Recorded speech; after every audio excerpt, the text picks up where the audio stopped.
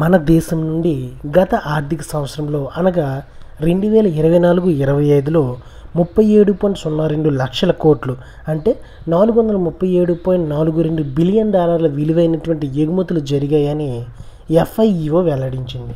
Federation of Indian Export organisation.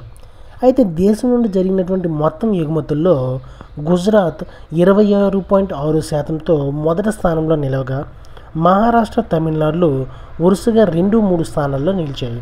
ఇక ఆంధ్రప్రదేశ్ ప్రభుత్వము మొత్తం ఎగుమతుల్లో 4.75%తో 6వ స్థానంలో నిలవగా తెలంగాణ 7వ స్థానంలో నిలిచింది.